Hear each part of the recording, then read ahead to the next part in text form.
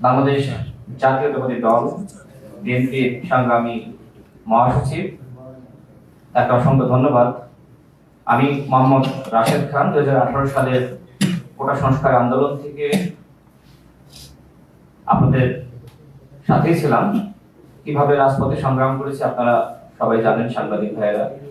বিশেষ করে জুলাই গণঅভ্যুত্থানের সময় আমার পাশে বিএনপির স্থায়ী কমিটির সদস্য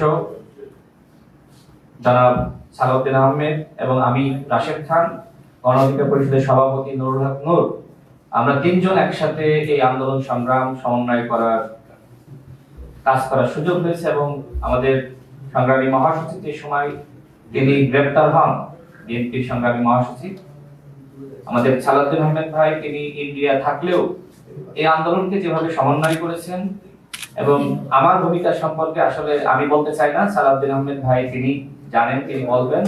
আমি এতটুকু বলতে চাই, বাংলাদেশ জাতীয়তাবাদী দল গণমানুষের অধিকার প্রতিষ্ঠায় লড়াই সংগ্রাম করছে এবং শহীদ প্রেসিডেন্ট জিয়াউর রহমান, যাকে আমি নিজের আদর্শ হিসেবে মনে করি, বর্তমানে বিএনপি নেতৃত্ব দিচ্ছে জনাব তারেক রহমান, তিনি আমাকে অত্যন্ত স্নেহ করেন, ভালোবাসেন।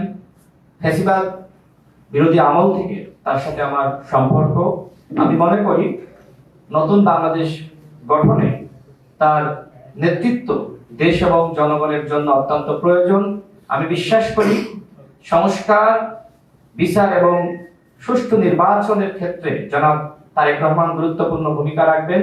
আমি রাশেদ খান আজকে বিএনপিতে যোগদান করেছি এবং জনাব তারেক রহমানের নেতৃত্বে ইনশাআল্লাহ দেশ এবং জনগণের জন্য সংগ্রাম করে যাব, কাজ করে যাব।